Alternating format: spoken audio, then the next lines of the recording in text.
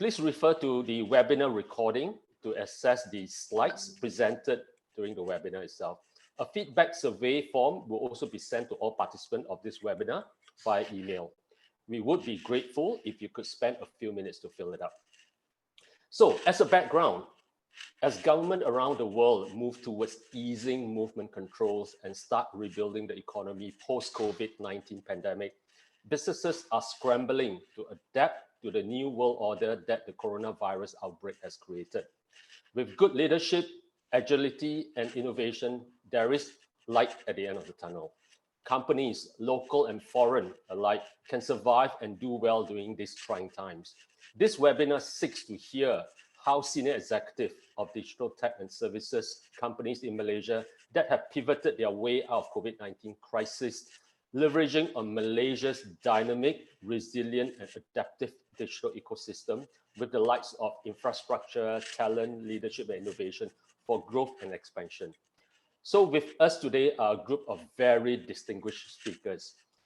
First of all is Sam Barrett, the Associate Partner, Operating Model Effectiveness, or more commonly known as OME, of Asia Pacific from EY. Mr. Chong Fok Heng, the Managing Director of DXE Malaysia. Encik Kamarul Zaman Muhammad, the Group CEO of Aerodyne. And Mr. Fong Wai Hong, the Chieftain and Co-Founder of StoreHub. I'm Hugh, your humble moderator for today, who is actually the Vice President of Investment Development from MDEC. So as for the agenda today, we will start with presentation from each panelist. They will be given 5 minutes to present on their company's background, sharing their view or amazing feat that they did during the COVID-19 in driving their company's business forward. So let me run through a brief profile of the speakers, and I'll read it out loud slowly so that I don't understate their distinguished background. Sam is based in Malaysia with EY Asia Pacific Tech Center. Before recently joining EY, Sam was the head of tax and treasury functions of a large ASEAN headquartered tech startup, responsible for tax incentive, tax strategy, compliance, planning, and controversy. Interesting. We should probably have a webinar on tax controversy alone after this. Prior to this, Sam has 15 years of working experience in senior international tax and global transfer pricing roles for a number of well-known multinationals, as well as a Big Four transfer pricing advisor being based in Sweden, US, UK, Luxembourg, and Mexico during his career so far. So now he's actually in KL, being a good choice in that sense. So we'll start off by passing the video conference platform to Sam to start off his presentation. Sam, over to you. Thank you, Hugh. Can you hear me okay? Yep. Yes, we can. Great. So good afternoon, everybody on the call. And thanks, Hugh. It's a pleasure to be here today. As Hugh said, my name's Sam Barrett. I work for EY, one of the Big Four global consulting firms. I'm based here in KL. I'm a big fan of Malaysia. I also have regional responsibility across Asia. Our operating model effectiveness team, which is where I sit, helps companies in all sectors and of all sizes rethink and redesign their operating models in a more effective and tax efficient manner. So one day we could be designing a new operating model to help overseas headquartered tech company come to Malaysia or expand into Malaysia, using Malaysia as a stepping stone into Southeast Asia. And then the next day we could be supporting a Malaysian headquartered company to relocate manufacturing or procurement functions from China back to Malaysia, potentially taking advantage of some of the Malaysian tax incentive regimes, for example. So our work is quite varied across all sectors and industries, but our ultimate goal is to help companies align their corporate strategy with their tax strategy, and then to help design and implement the most efficient and sustainable operating model that creates the most or best after tax value for the company and its shareholders. And I work closely with the guys at MDEC, helping to facilitate companies when they want to set up in Malaysia, as well as helping Malaysia companies grow internationally. So and so really happy to be here today. Looking forward to listening to the guys after me at Aerodyne, StoreHub and DXE to see how they've adapted and pivoted during this crisis. So next slide, please.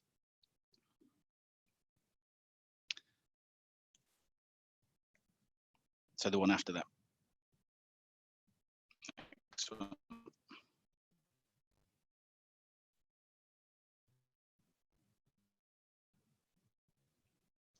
Sorry, next slide. Slide 3. Thank you. So yeah, just firstly a quick look at how things are at the moment across Southeast Asia and how quickly we think that the different sectors are likely going to rebound post-COVID. So this shows the number of COVID cases across Southeast Asia, and I think, frustrating as it may seem, the MCO and CMCOs here have been for us. I think for its population size and density in some regions, I think Malaysia's done a really good job at managing the spread of COVID compared to a lot of the other countries in Asia. But notwithstanding this, obviously GDP forecasts in all economies have been revised downwards, and some economies now forecasting contractions. Consequently, there's going to be a number of sectors that are and will continue to really suffer, and each one's going to, I think, rebound at different rates. I think key industries that they're going to continue to struggle, obviously, travel, tourism, aviation, construction, commercial real estate, oil and gas, but also I think recently we've also seen some airlines in the UK, Australia go into liquidation and file for bankruptcy, and potentially more to follow, hopefully not here in Malaysia though. Notwithstanding this, I think there are a number of sectors that could materially benefit, and there are a lot of opportunities in, and that are likely to bounce back the quickest. So I think telecommunications, obviously due to the huge uptake in people working from home, using online tools, increased amounts of data. Also, there's been the opportunity and the need to rise and move towards the servitization, virtual offerings, and virtual of the current COVID situation. So we've got a number of clients as well in the e-wallets and payment sectors that are also currently benefiting. I think there's been a lot of talk, whether that's true or not, around COVID infecting banknotes. So a lot more users and companies are moving towards contactless payments. We're seeing e-wallet providers increasing marketing promotional spend around easier sign up, matching top up credits, other services around sort of international and local money transfers. So I think there's still a lot of opportunity out there.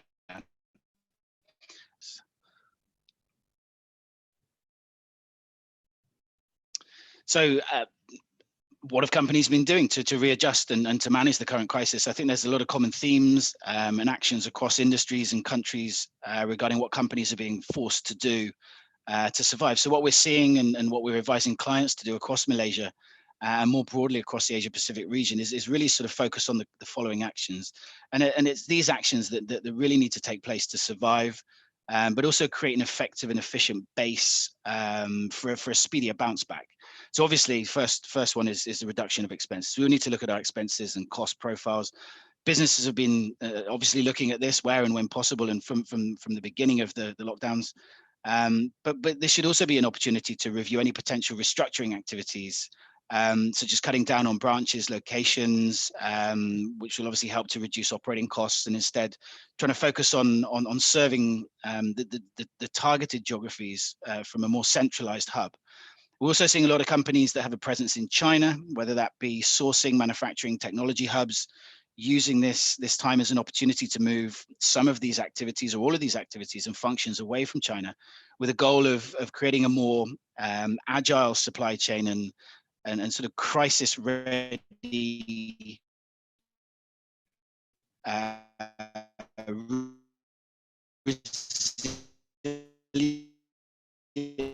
global, including the attractive tax incentive regimes that we've got here, access to local tech talent, and the wealth of tech companies and startups that I think are able and well placed to provide services that are complementary to these companies' value chains.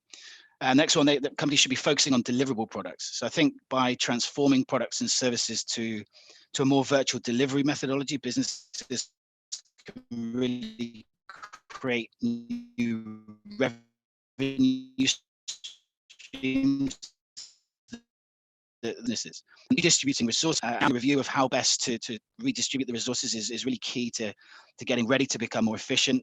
For example, if a curfew is underway in a particular area or country, an employee can't do his job for that reason, management should obviously sort of reassign or ensure tasks are redistributed amongst the team, sort of handling operations and potentially looking at virtual service delivery. Digital transformation, I think the time really is now. This really is the key point. A lot of companies are being forced to change and innovate, and I think now is the time to accelerate any future planned digital transformation. So transforming businesses, operational processes, moving towards automation, virtual service delivery, and other important solutions, I think are going to help enterprises really battle against similar future crises and the inevitable negative scenarios. So I mean, digital transformation is more necessary now than ever. But that doesn't really mean it looks the same as it did before COVID. I think with regard to resources, both in terms of time and money, talent and money, will likely they'll still be constrained. So digital initiatives may need to be sort of reviewed and reprioritized based on how relevant they are in the current or the post-COVID environment. I think new problems and opportunities may also come to light with the greater urgency of this digital transformation. For some businesses, the disruption forces may be so great that completely overhauled. Any digital transformation roadmap is going to be looking very different to what it did before COVID. And if it doesn't deliver value every step of the way, it's going to be really questioned and will probably need to be reimagined. So I think the key here is, as everybody and all entrepreneurs know, I think continuing to experiment and innovate with digital solutions being front and center of that, and with the right approach, I think business can really come out of this crisis a lot stronger, more agile, and a lot more customer centric than before. Next slide, please.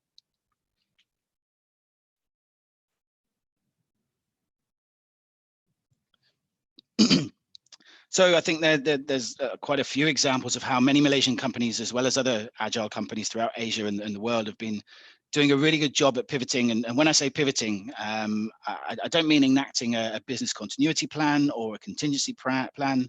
And actually referencing Gopi from MDEC's recent article on Digital News Asia, and he talks about what pivoting means, and it's a good article, so you should try and read that if you can. Pivoting is sort of really linked to the agility of businesses to change and adapt to new external forces, new external market forces, and change plans and change their strategy toward the new sort of needs of the new market and changing demand. So that's what pivoting means. So clearly, obviously, the tech giants, the global guys, have seen spikes in their service offerings. Microsoft, Google, Amazon, Facebook, all sort of really benefiting, I think. But there's also been many homegrown examples in Malaysia of companies and startups that have pivoted well during this period. You may have seen a company called Cultivate. They do sort of precision urban farming to sort of B2B. They've pivoted to selling direct to customer to sort of manage the oversupply of vegetables and plants that they've currently got on stock. Restaurant Group, my Burger Lab, have developed new packaging logistics partners, repositioned themselves and also their workers to produce and deliver My Burger at home packs. Another one, Orange Esports Cafe, they've got 30 plus outlets across Malaysia. They've pivoted from their usual on-site gaming activities and operations to roll out rental and delivery of home gaming setups to their regular customers. So really pivoting quickly. From currently a lot of opportunities in the financial services sector, particularly the digital banking ecosystem, online banking, payment providers, cybersecurity. At the beginning of the MCO, I think we saw a huge spike of SMEs and smaller medium businesses opening online bank accounts to facilitate the fund transfers in lieu of what they would normally do when sort of depositing traditional checks at their local bank branches. So that's sort of the digital transformation has really sped up there. So next slide and final slide, please.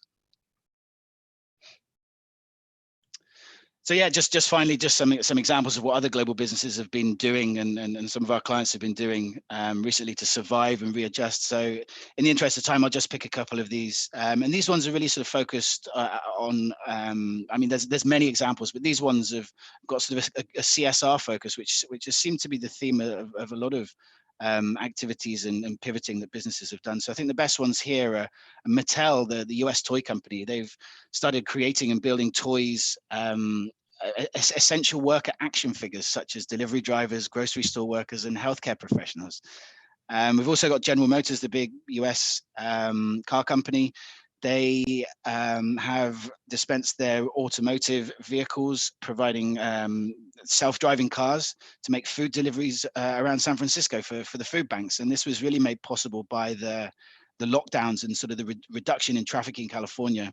And that this also allowed the food bank workers and volunteers to refocus their efforts on other essential tasks. So I think just some final comments. I think it's really clear that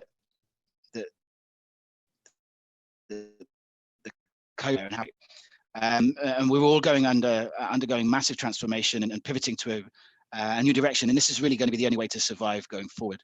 I think all of this is going to require a wholesale review of company strategy, business models, routes to market, sales channels, and consequently operating models.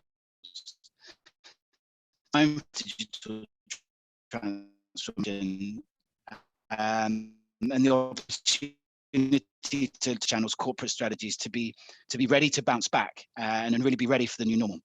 So that's all for me. Thank you for listening. And we now look forward to listening to the guys from Aerodyne, StoreHub, and DXE, and what these guys have done to pivot and leverage new opportunities during COVID. Thank you.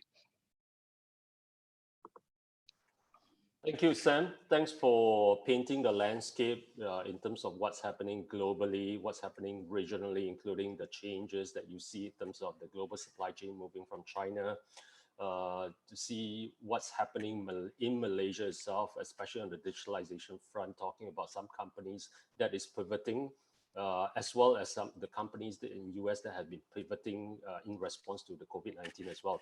So as mentioned, I think you're right in saying that let's start listening to the specific companies, how they are responding to this COVID-19 situation. Up next will be Mr. Chong Fook Heng. He is the Managing Director of DXE Malaysia since November 2018.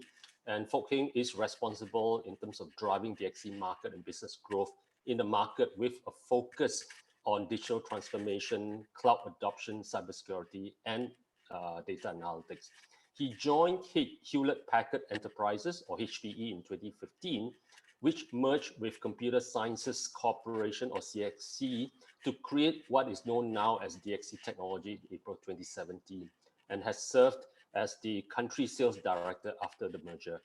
He has more than 25 years of working experience in the IT industry, covering clients from manufacturing, telco, banking, insurance, healthcare, automotive, and logistics, with wealth of experience in all this industry. So let's hear it from Mr. Chong in terms of what DXE has been doing in terms of pivoting itself or transforming itself during this COVID-19 situation. Over to you, Mr. Chong.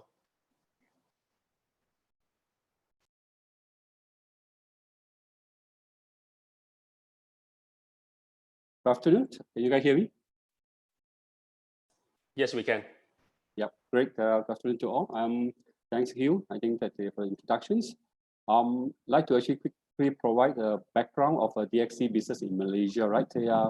Like what I think Hugh mentioned, we are a $20 billion US dollar company listed in the DXE New York Stock Exchange. We are one of the largest, I think, IT service provider in the world. I think with about 138,000 employees worldwide, and have a presence in about 70 countries, right? Next slide, I think it's more specific from a Malaysia perspective. We have been in the market for more than 20 years, right? And we were told, I think that we are one of the largest IT service employer in the country. We have a few thousand employees here. We got three locations in the office in Klang Valley, Cyberjaya, Aerodyne, and also in PJ as well. Yep, to house our staff. Most of our staff, I think, is all ISO certified, and also we provide a lot of services to our clients in Malaysia. This center here is not only for Malaysia, it's for region as well for the global clients as well. Yep. And the services we deliver is actually on the left-hand side, you can see, right, from IT outsourcing, mobility workplace, cloud perspective, security, applications, industry IP like the healthcare and also insurance, data, big data analytics, engineering services, as well as some IT advisory services to our client as well. Yep. This services actually is all supported through the center here as well, right, in Malaysia here. Yep. Next slide. I just like to actually share some of the things that what DXE has done right during this COVID-19. As being the nature of like the center that she's providing the services to our global clients, right? We actually quite naturally, I think we work in a virtual mode already. We've been actually supporting our clients all over the world, right? So to us, actually, it's quite common for us to actually support the team virtually. So that actually gives us a advantage. In the event when the MCO first announced, right? We have the so-called like the better prepare in terms of actually how do we get our team ready to actually support that remote working environments. So after I think maybe barely 24 hours after the MCO announced, I think we managed to actually get about 25% of our workforce to actually work from home from day one. So that's how I think we're able to actually quickly mobilize and actually get the team work on that. So when we actually starting to actually put our people actually work from home, right, under this like the COVID-19 pandemic situations, the company actually very much focused on a few key priorities of what we want to do well, right? So first, I think we want to make sure that our people are safe and also the family member are safe. That's number one priority for us, right? That's important. Second, we need to make sure that our customers, we continue to deliver, stand shoulder by shoulder with our customer to ensure that whatever I think the project or the operation will continue to deliver to our customers. And third, I think we make sure that during this period of time, all operation must be executed in a very well designed fashion, right? You know that actually during this like the COVID situation, a lot of things maybe it's all unplanned, unexpected. So how can we ensure that we can actually execute well, right? So through that, I think there are a few of those like the area of focus, what we have done with our people internally, with our partners and also our customers that actually help us to actually put all these pieces together, right? So one of the areas that actually we learned, even though we actually work from home, even though we actually in a virtual world, right? We cannot forget about like we have to actually, our people need to feel that we are care for them, right? We are care for each other.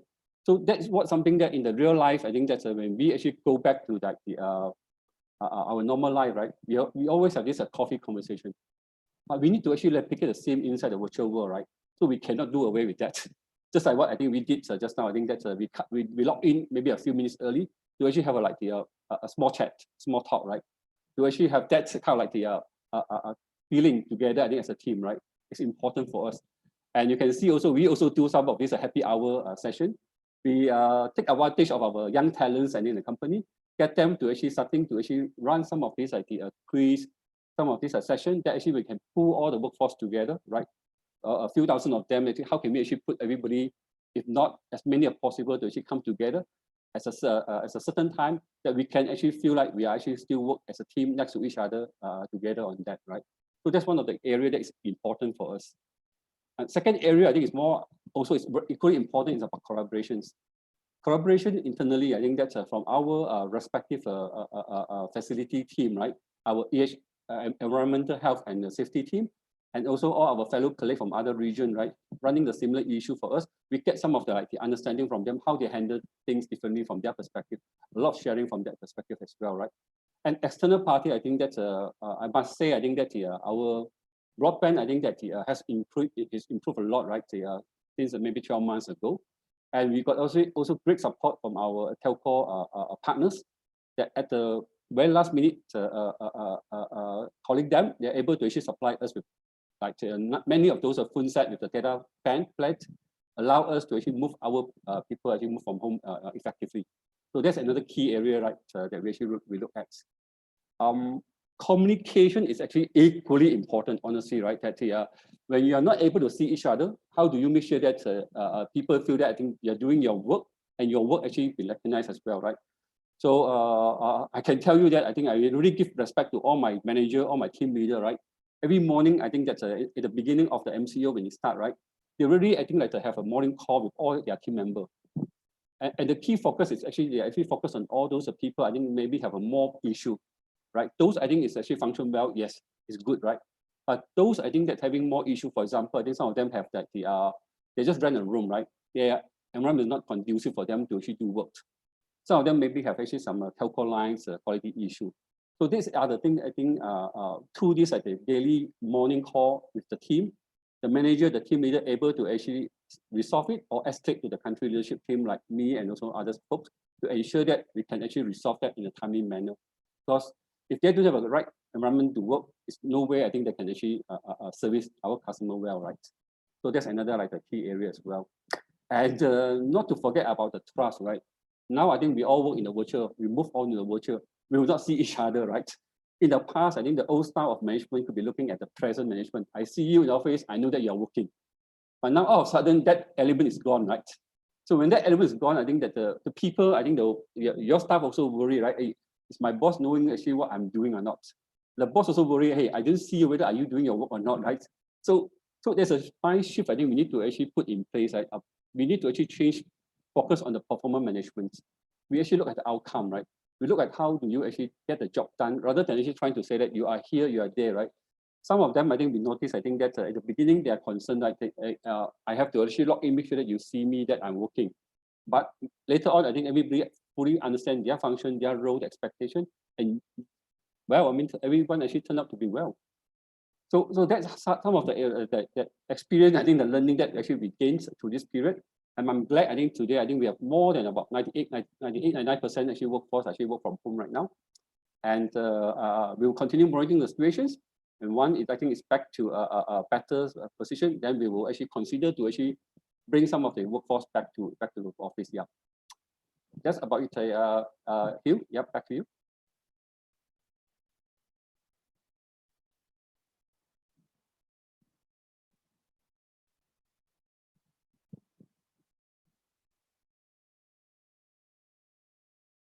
Hugh, I think you're on mute.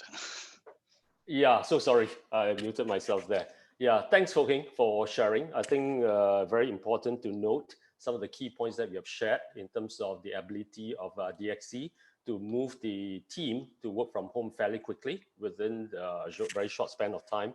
But of course, at the same time, demonstrating care to your team. I think that's something that all of us have learned as well, and be doing the same thing. The connectivity seems to be a key in terms of the ability to work from home, the resilience of our connectivity in that sense. You were talking about trust. We need to be able to trust the team and put in measurement, performance measurement in a different way because we don't really see them in the office anymore in that sense. And of course, daily huddle in the event of crisis like this, the daily huddle is very important. So I think it's also very happy that to hear that we are doing some of these things that multinationals like yourself are doing at the same time. Yeah. So of course, now we move on to Feng Wai Hong. Wai Hong is the chieftain and the co-founder of StoreHub. Sam was talking about pivoting. I think StoreHub is known to be able to pivot as well. So StoreHub is actually an omni-channel operating system for over 15,000 retail and restaurant businesses across the entire Southeast Asia. Wai Hong was raised in Malaysia, but spent 4 years in Singapore as an ASEAN scholar, lived in Melbourne, Australia for a decade, and soon after his graduation from University of Melbourne, he co-founded OzHut, a multi-niche online retailer, and served as a managing director for 5 years. He was also named Australia's best young entrepreneur in 2011 by Startup Smart and amongst Melbourne top 100 most influential people by Australian daily called The Edge in the same year as well. Feng spent 1.5 years in Shanghai before returning to Malaysia in 2013 and founded StoreHub. So over to you, Chief. I love how everyone always emphasizes saying chieftain. Let me just quickly share my screen. Can you guys see my screen? Can you guys see my screen?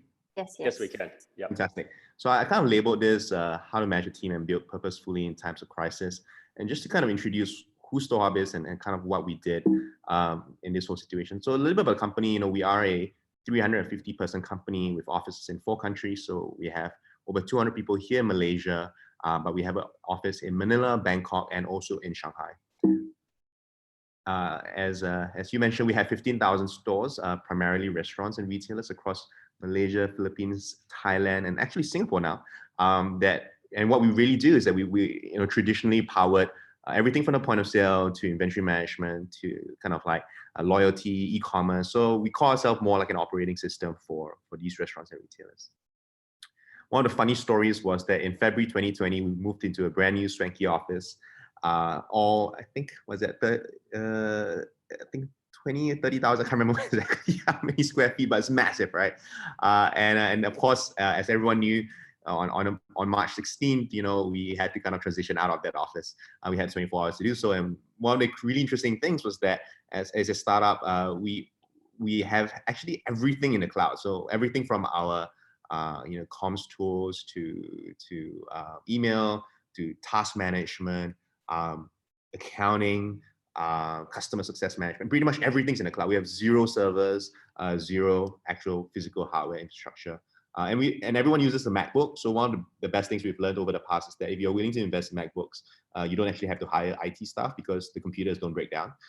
So yeah, it saves us a lot of headache and time and money, because I remember in the early days, every time something breaks down, because I'm a really geeky, you know, tech person. So everyone comes to me every time the printer breaks down and they have a problem with the computer. And so I got very frustrated that I just made everyone buy MacBooks. So that's what we did. And one of the things that we observed really interestingly was that through Workplace, by Facebook, we saw how much engagement actually went up during that kind of transition period. And we saw how, like, you know, the posts went from like 10 or 20 a day to over 70, and our comments went from pretty much 10 or 20 as well to over 200. So I think obviously engagement obviously increased, but having visibility into how your organization was transitioning and transforming as all of this was happening was super critical for us to understand how people were doing. And so one of the kind of like the stories that came out from this crisis for us was that the timing was kind of a little bit, and we call it great in inverted commas, because it actually activated what we call war mode internally. And what that meant for us was that we knew that for all our restaurants and retailers, they were not allowed to do dine-in, and so they were going to suffer, right? Pretty much from a revenue perspective, we saw across the board 85 to 88% drops in revenue for restaurants. And so that was really massive. And we were like scrambling, trying to figure out how do we actually support restaurants in this time. And so while a lot of people were thinking about how can we continue to deliver food potentially to houses and homes, a lot of the other bigger platforms out there were charging 35% on commissions and margins. And so for many restaurants, this was just not sustainable revenue. And so when we spoke to our customers, you know, within 48 hours, we were able to launch what we call Beep Delivery, which is essentially kind of an alternative platform to actually order food directly from, you know, your favorite local restaurant. And I think one of the biggest things that we noticed was particularly interesting was that for years we've been kind of like building upon this vision for what it takes to build an omni-channel operating system, to not just do offline retail or offline restaurants, but to also have kind of a holistic business approach where you're not just kind of waiting for customers to walk in through your door, but you're also doing digital marketing, you're engaging with customers on social media, you're allowing people to order from you online and come and pick up the stuff from the store itself. When people actually walk into your store, they're able to scan a QR code to order stuff instead of actually having to interact with a waiter. And then obviously all the cashless payments and ease of transacting that come with that.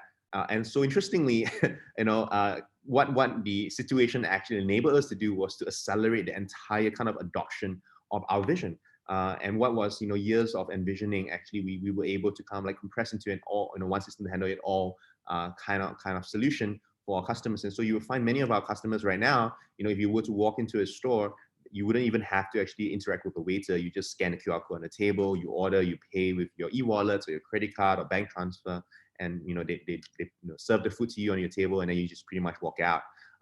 Essentially, all of this, you know, is part of the experience for our customers.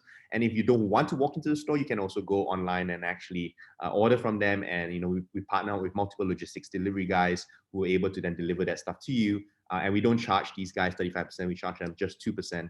And so that's a much more sustainable way to actually help these restaurants, you know, run good businesses in this crisis. One of the things that you will find is that we did all this with zero marketing budget. We're not a heavily funded, you know, hundreds of millions of dollars unicorn type company. And so you will find a lot of our customers actually, we've trained them and helped them and supported their social media strategy. So you will see a lot of this kind of like postings, and every time you see the word beep or beep delivery, that's us. Like really a lot. So like you will see a lot of this on Instagram, on Facebook, on social media. And that's kind of like really the difference that we take here, right? And instead of charging an arm and a leg for supporting restaurants. We charge a sustainable cost for us and the restaurants, and we work and we focus on actually training and helping these restaurants actually become businesses that will succeed in this kind of new environment by learning to use social media, by learning to build their own customer bases, by learning to engage with their customers. And so that's kind of like the approach that we've taken. It's very, very different from what traditionally the food delivery guys do. In fact, the kind of mission that we set out to is, hashtag Save Our Stores was being recognized in a big way. Like we're the only Malaysian company got recognized in Alibaba's handbook. So Alibaba released a Alibaba Global Initiatives handbook, which talked about all the different initiatives around the world that were connected to kind of like Alibaba. Because I was part of the e-founders program that Alibaba hosted that was actually connected through MDEC. MDEC actually allowed us to do that, and obviously Alibaba is one of MDEC's key partners. So they featured us as a story of how we pivoted within 48 hours to support local restaurants and retailers in this crisis. In fact, even Tony Fernandez himself actually tweeted about us, posted on Instagram about us, and you'll find some of if you actually order from Beat, you actually find potentially Air Asia stewardesses or Air Asia stewards and pilots actually delivering food to you. So obviously there's a lot of, people who could not fly during the crisis, and many of these staff were actually, didn't know what to do. And so Air Asia actually worked with us to help deliver some of this food to customers from the restaurants. So I mentioned a little bit about some of the tools I recommended earlier, and if you guys were interested, I shared some of these here, and potentially they might be helpful for you if you're looking to see how you could actually digitize or actually use best good tools to actually run your business remotely. I don't really want to cover too much about how we've done all the nitty-gritty bits of actually managing the company from remote. But one thing that we knew was that because we were having all our tools in the cloud already, our transition to work from home was literally instantaneous. We pretty much just took our laptops and it was business as usual. And so one of the things I told the team was that one of the best things about having this kind of environment set up prior to the whole crisis was that we were able to quickly pivot towards playing offense instead of just trying to figure out defense. As with the moment the MCO was announced in Malaysia, and therefore we could actually release a solution for our customers within 48 hours instead of trying to scramble together to figure out how do we even barely operate our basic business in that time. So I think that's something that's really different. Like we were the only one amongst our competitors to actually kind of go to market so quickly. I think everyone else took about 2 or 3 weeks before they were even able to launch something even close to this. But yeah, so that's something that was really, really critical. That's all my sharing is. I think that's my 5 minutes. So thank you and stay safe.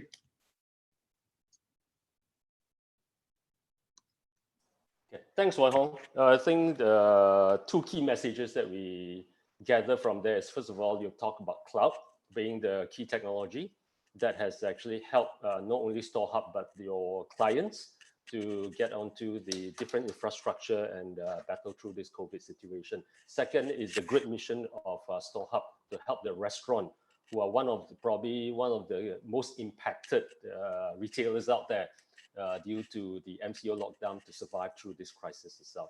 So well done there. Later, of course, during the Q&A questions, I will be asking Wai Hong about his key word called anti-fragile. He knows about this. So look out for that Q&A later. So let's move on to drone. We all know that drone has been one of the key technology and tool that has been used by the enforcement agencies, among others, during this MCO or COVID-19 situation. So we definitely want to bring on the Aerodyne Group. Kamaro is the founder and CEO of Aerodyne Group, a company that has raised the Malaysian flag in the tech and drones world.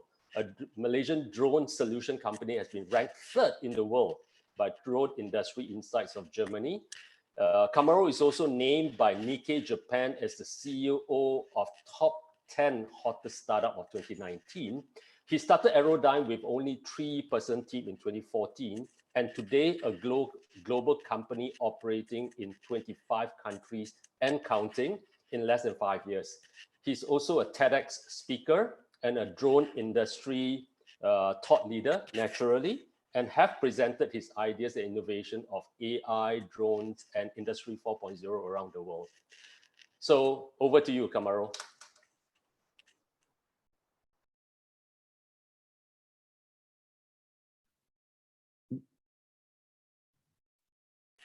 Kamaru, you're on mute actually. Okay, thanks you. Good afternoon, everyone. So I'll run through very quickly with my 5 minutes. I think you have done most of the introduction already, so I should be going very fast. So anyway, just before we go into the pages, yeah, true enough, we talk about drone, but drone is only one of our DT that we actually what we do at Aerodyne. So our solution is actually drone technology, data technology, leading to digital transformation. That's actually what we do at Aerodyne. Next page, please. All right, so this is what already been spoken just now. So this is actually a snapshot of where we are right now. Of course, we are a Malaysian company. We are 400, just like around 250 of those in Malaysia right now. And of course, as we do this, what I'm going to do is that I will talk about the company, but I will talk about the challenges that we face when it comes to COVID-19. So immediately when we look at this map, you know, we have a situation in Santiago. I mean, we have an operation in Santiago, and we also have an operation there because all the airlines is closed now, right? So we have a team that we are not able to repatriate and bring him back to Malaysia. So he's been there since February, unfortunately. So he's going to be staying there to celebrate Hari Raya. And likewise in Indonesia, we had to go through some process to repatriate some of our crew there as well. So I think the challenge of moving across borders has been quite a problem for us as well.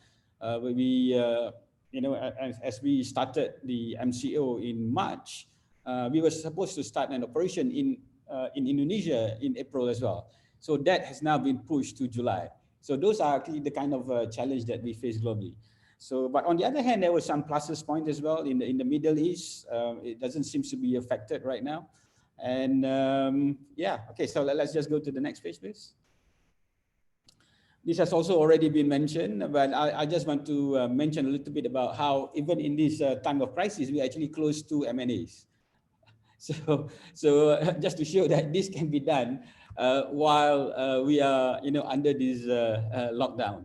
So yeah, thank you for mentioning our ranking. But if you look at the top 20 here, we have actually now brought in a measure which is ranked 6, and also Falcon Hydro, which is ranked 12, into the Aerodyne group families as well.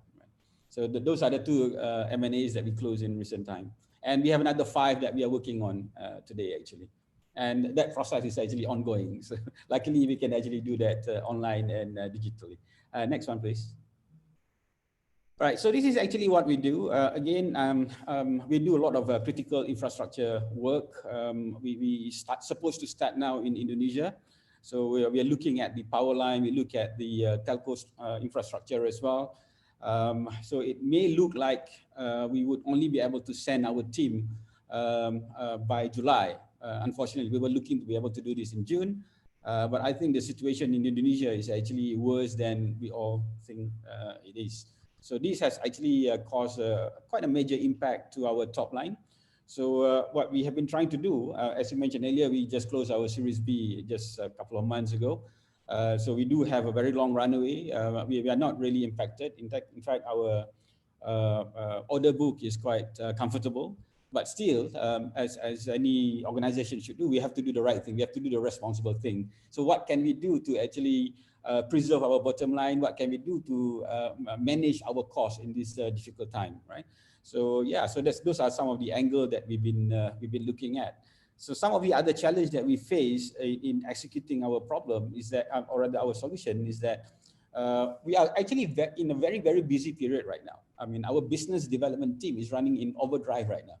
So fortunately, a lot of these activities can be done via Zoom or online. I mean, on an average day, I would probably normally go through 7 or 8 Zoom calls every single day. And I don't even want to think how many calls that my business development team is doing right now. So it's a very busy period, but we are trying to adapt, and it's been very effective as well for us right now. So much so that we have already started to think that perhaps after MCO, we will be able to, hey, why not continue in this situation, right? We just moved to an office as well in Cyberjaya. It's a beautiful place, 6-acre land, 50,000 square feet. And we moved in November, and by March, the office is already full. right? And then we hired about 100 people in March, and just before they came on board, MCO happened. So we actually deferred the starting date, right?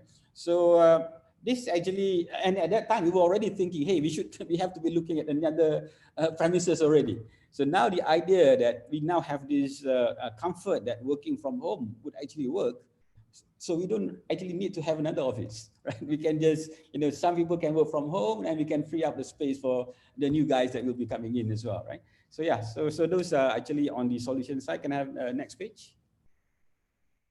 Right. Again, let me just touch a little bit about the data technology. So that's actually the main solutions that we do. Drone is actually almost like a commodity. The real value that you can get from drones is actually how do you harness those data, those insights to be disruptive into the solutions. So the plus point that I wanted to share here is that, yeah, I mean, the landscape post-COVID, I mean, we do not know where it's going to end, right? But we have a strong belief because this is the time for digital transformation, right? So, all panelists talk about that as well already.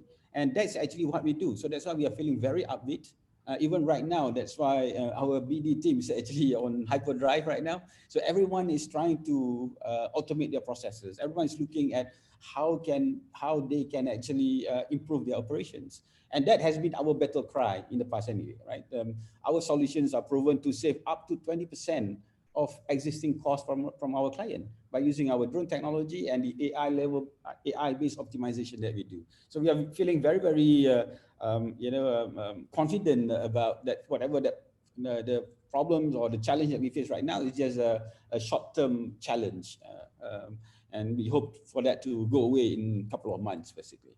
Next slide, please. Right. So let me just now go on the, as the, MCO happens, the first thing that happened to us was 80% of our operations was actually put on hold, the Malaysian operation, right? So, of course, at that time, I was getting really worried as well. We have about 300 odd people over here, and 80% of them are on hold. So immediately we spring into action. We were thinking that how can we make use of this, because we do not want, of course, initially we were not even sure how is this going to unfold, right? But we believe in our solutions, and we believe in taking care of our people. So nobody has been, let go or been retrenched in the organization. And so what we did was, hey, we have these about 50 personnel that is idling. So, we immediately spoke to the authority. So this is a very good example of a public-private collaboration, because we were talking about MCOs, we were talking about people breaching the regulations and all that. So we suggested and we offered our solutions pro bono. So this is actually our CSR. So we actually contributed about 1.5 million worth of services to the Malaysian police. And also, something else that I found very exciting was how the authority was also very receptive to this idea, because I think this is very unprecedented that, of us together with the PDRM, we were given nationwide NOTAM, or rather in layman's term, we are given permission to fly all over Malaysia throughout the MCO period. Right, so that's actually unprecedented. That has never been done as well. So as a result, we have 23 teams working hand in glove with the authority, doing the monitoring, and I'm very happy to share that the effort has been very successful. When we first started, the number of compliance was in around 15%, and when we, I wouldn't say we shut down, we reduced from 23 to now we only have 4 teams assisting, because we have now already restarted our operation slowly. The number of non-compliance has now dropped to only 6%. So it's actually working very, very well as well. And so we were happy, at least we were contributing to the country, contributing to the nation, hashtag Demi Negara. So after all, we were having, idling resources. And at the same time, we were thinking that, a lot of people, when they use drone, it's all just about going out there and started flying.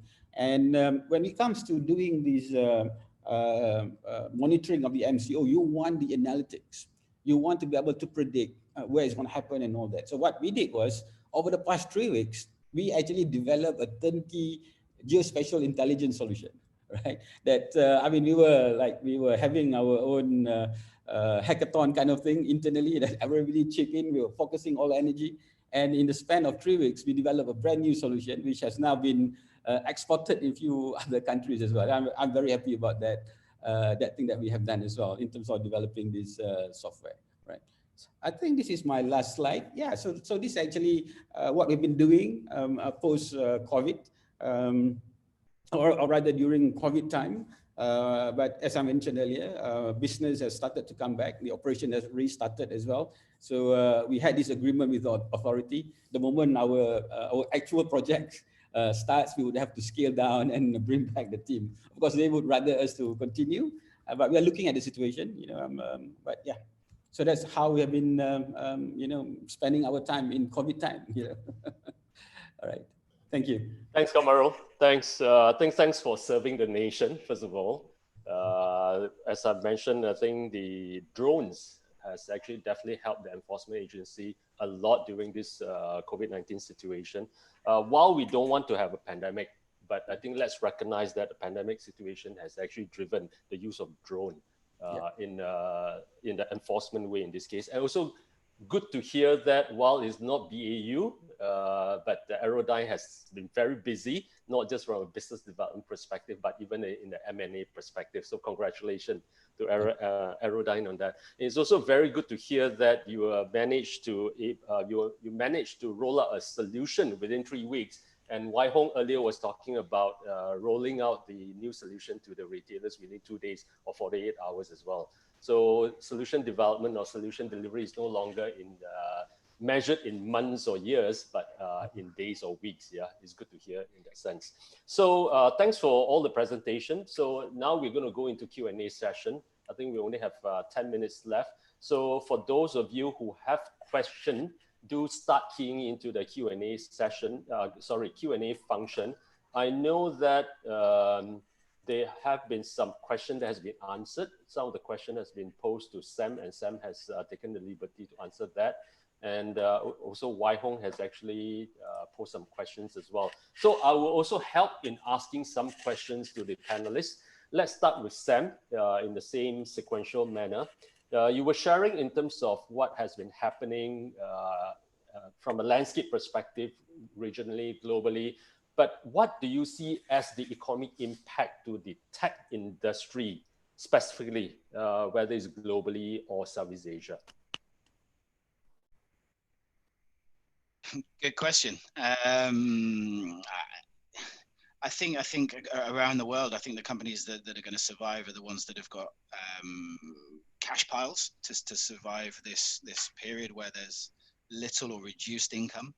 As you've all probably seen in your businesses, that there's a lot of startups, not just in Malaysia but across the world, that have let people go, that have gone bankrupt or stopped functioning. So that's going to be really tough. So I think the government measures and stimulus packages really need to get down to the startup levels to keep these guys in business. Yes, I think a number of these companies that weren't necessarily viable businesses will fall by the wayside, and that's life, unfortunately. But the sort of the bigger tech companies pivoting, as I said before, and redefining what their new normal is, are the ones that are going to survive. I mean, what does a new normal look like? I mean, are their products and services and prior delivery methods still relevant to the new normal? Do they need to shift or accelerate development of new services and products to serve these customers under the new normal? Do their current strategies and current business and operating models, are they fit for purpose in the new normal? Any companies that really understand what that new normal is and what their customer really wants going forward are the ones that are going to survive. I think they need to really review, check, adjust, and transform digitally and do this quickly. Thanks, Sam. I think based on what you mentioned is definitely in line with what Wai Hong was explaining earlier. that is to help helping the retailers, especially the restaurant owners, transform themselves. It's not about refining anymore. It's about transforming in that sense. I'd like to bring on Fook Heng. From your perspective, DXE, as what you have mentioned earlier, has been able to change the operation from office to work from home almost immediately in that sense. But from a business activities perspective, do you see any increase or decrease during this period of time? Or is DXE in the holding pattern, so-called? Thanks, Hugh. For the questions. In fact, I think that when we actually look at it, right, we receive a lot of requests from our customers, right, that when our actually part of the business, I think, is on the IT infrastructure side, right. That was, I think, the beginning of the ask from our customers to actually make sure that how to actually support them to work from home, right, to work on remote location, whether from a security perspective, the VPN, the hardware itself, all these things is actually like the must to happen immediately, right. So that was, I think, in the initial part of the so-called like the MCO period. But later on, when we actually settle all these like the immediate needs of our customers, we also actually starting to focus on what actually the next thing to actually will help our customer as well. We received quite a number of requests from our customers. DXE, can you actually help me to run my contact center? Because now my people cannot go back to office, my contact center cannot operate. So what we actually indeed actually go back to them is actually we come out as a service is called Emergency Contact Center as a Service. And we can actually roll it out between like 2 days for them, right? It's all cloud-based. The moment they say that they want it, we don't even need to be on site. Have a few conversations exactly how to actually set up in their environment. For 2 days, they actually can actually running. And their agents continue to serve as an agent, and they can just route the call, I think, to whoever respective, right? Just like they're actually working from the office before, yeah. So that was, I think, that something that actually we roll out to help our customer in this space here. And then now, I think actually like when we actually ready to back to work, right? Another key area I think that we actually working with our customer now is a track together solution, but I think we have a command center in place. So the big difference is I think like we see a lot of our government I think like right now actually roll out a number of those applications, right, to track where about all these things. But again, as a big enterprise, I think government actually set a lot of expectation on us, right? When you actually bring your workforce back to home, back to work, anything happen, you must be responsible to ensure that they are in good situation. They will be deliver the medical services almost immediate. So that actually make the company need to actually put something in place in that environment to ensure that they can actually track those like the close distance. And then if anything happen, they're able to trace it back in a very effective manner. And they must actually have some form of like those like the geofencing, which location, which area that they want to actually track, and it's inside like the multi-level building environment, right? In the closed door, you don't have a GPS access. So there will be a lot of technology I think we have put it in place through our work. I think we have done with like the some of the airports, some of the like the high cloud management control project that we have done. So we actually have that ready for our customer to consume it if they want to do it within a week. Maybe a base system will be able to help them to actually carry out some function on that as well. So in fact, I think during this period, I think we see more and more, I think, the quick adoption of technology from the client side, that they want something that actually is able to help them going through this period of time. Yeah. Okay. Thanks, you. Thanks, Fook Heng. I think it's good to hear not only we were talking about solution, whether it's platform or otherwise, that was delivered within 3 weeks. On the data analytics side, Wai Hong, in terms of 2 days turnaround for platform for the clients. Even Fook Heng, your area, you were talking about within 48 hours, the contact center service is being rolled out to the clients as well. So everything, again, as I've mentioned, is being measured in weeks and days in that sense. Yeah. So anyway, I'm mindful of time, but I still like to ask a question to at least one to Wai Hong and one to Kamara as well. So participant, do bear with us a few more minutes longer. So Wai Hong, you know the question that will be coming your way. Anti-fragile, something that is synonymous with you. So kindly explain what that means. Yeah, so I think the context for all the listeners here, it's that obviously I posted something on LinkedIn around the idea of what anti-fragile is.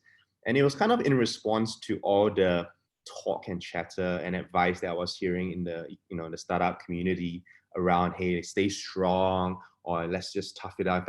There's a saying, when tough times don't last, tough people do, that kind of thing. And I find it's, you know, that mindset might work in a previous kind of crisis where, you know, it's about weathering the storm, where it's about you stay hunkered down, the storm comes, if you've got enough anchoring, you know, the storm, by the time the storm goes away, things go back to normal. It's great, you know, as long as you're toughing it out. But I think what's more appropriate is actually thinking about what is actually needed in this time. And I love this book, you know, Anti-Fragile, pretty much, it's called, where he talks about what is the opposite of fragility. So if, to give you an example, if you drop a glass bottle, right, on the floor and it breaks, what is a glass bottle? It is fragile, right? You know, the moment it gets into contact with some force, it breaks. And if you drop a rock on the floor, it doesn't break. Is that the opposite of fragile? And most people will intuitively say, yeah, kind of, but it's not, right? Because the opposite of fragility is not that it is resilient, it is not that it is tough, but rather that it gets stronger with more force applied to it. So if you think about a piece of dough, for example, the more you knead it, the more you give it pressure and force, it gets better and better and better, right? The more you stretch a roti canai, like in its dough form, it gets better and better and better.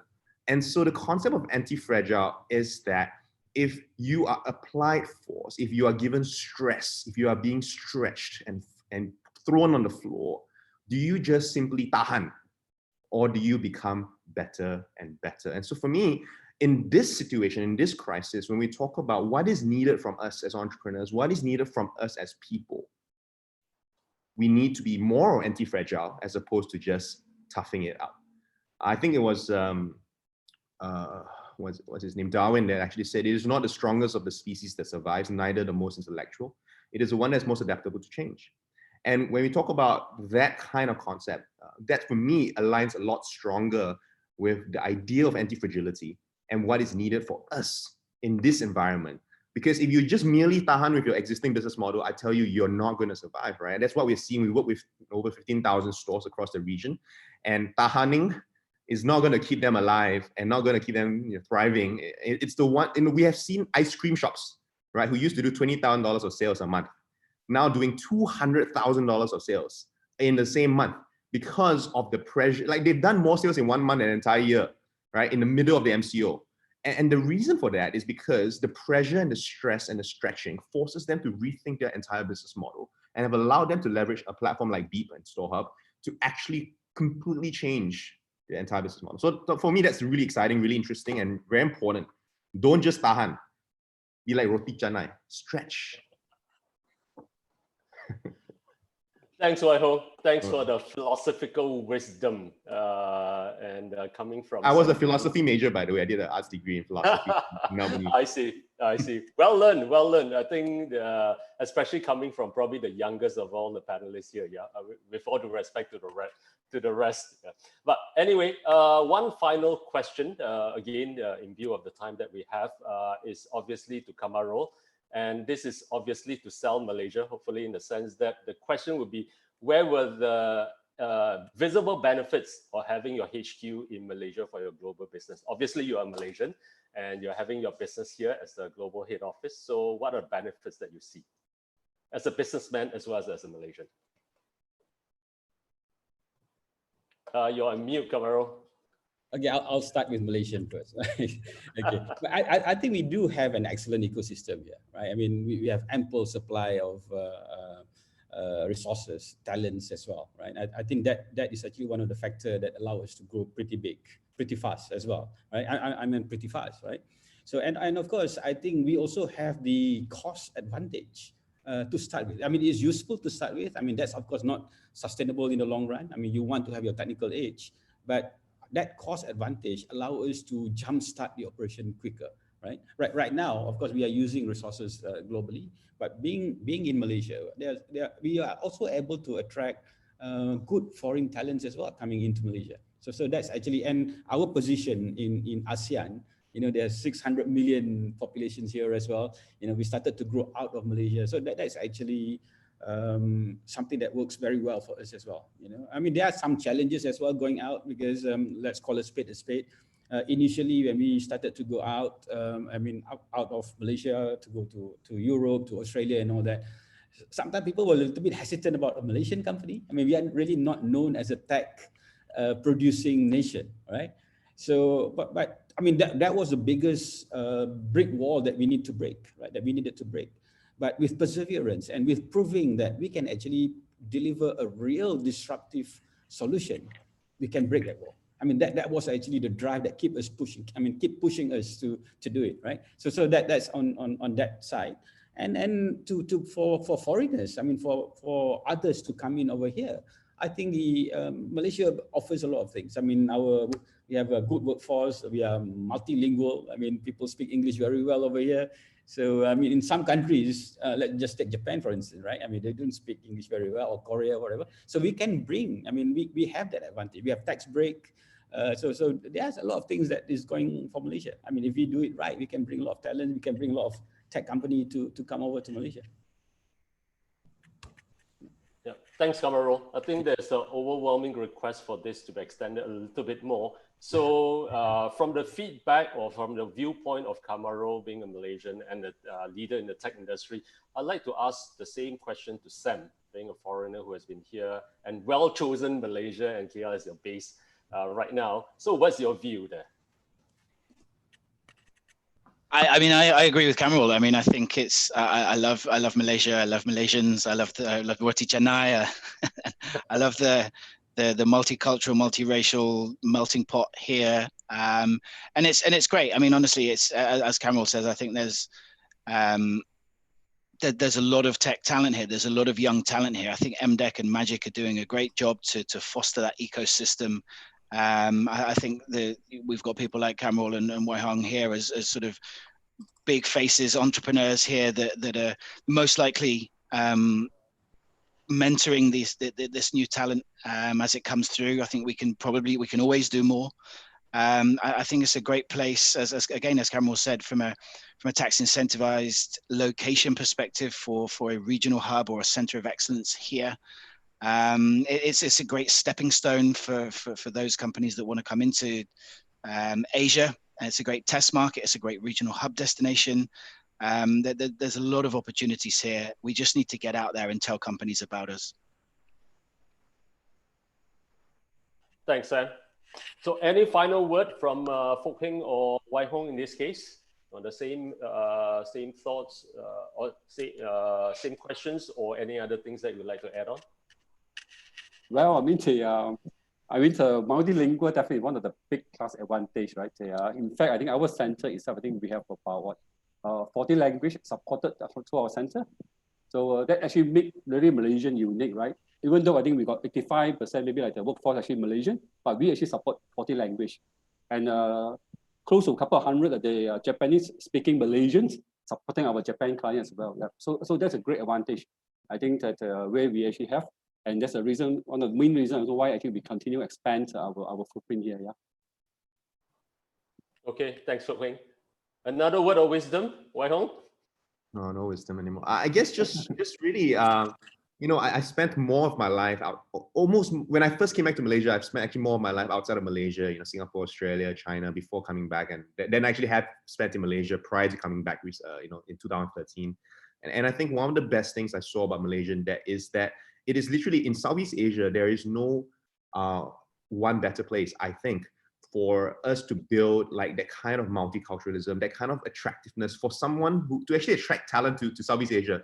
I mean, from a balance of lifestyle and excitement and talent perspective, like, we don't have the Jakarta traffic, we don't have the Manila traffic or the Bangkok traffic. And all of us know every time we go do business there, how painful it is and how inefficient that is.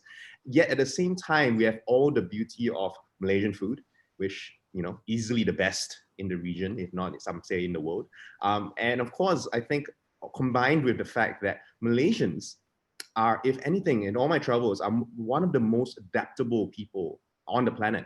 And that comes from a history of having to live in a very, very truly multicultural country I don't think there's any other country in Southeast Asia that has had to wrestle with our differences in race and religion and in history in the same way that Malaysians have had to. Like, we've had to figure out, like, how do we live in harmony together with each other for decades? Like in every other country is homogenous, right? You have either, entirely particular race, particular language, but for us, we've been able to figure all that stuff out. And in a world like ours today, where it's really about connecting the dots, where it's really about, the best value that we create as entrepreneurs and as technology people is connecting the dots between the needs of the world and the technology that's available and the resources that are available. And that's the real value that we create. So I think from a hub perspective, the value, the biggest problem and the biggest weakness we as Malaysia has is that we undersell our value. We just don't know how to market ourselves. Like, honestly, we have the best city in the region and we just don't know how to market ourselves. Like one of the best things about MBEC and being an MSC company is that we can just hire foreigners at will, right? Literally, you can bring anyone. And the secret sauce to making Malaysia great, really, is about bringing the best talent to Malaysia. It's not about just trying to train up local talents. Training up local talents is important. But if we can figure out a formula to market well, attract the best talent in the whole world to Malaysia, that's what will make Malaysia great. Sorry, yeah. Long rant. Well, thanks for helping me to summarize what's great about Malaysia and makes Malaysia the place to be. Thank you so much on that and some of the additional suggestions that you may have. So with that, thank you to all the panelists and all the participants for a great session. And of course, I think there are still questions that are coming in.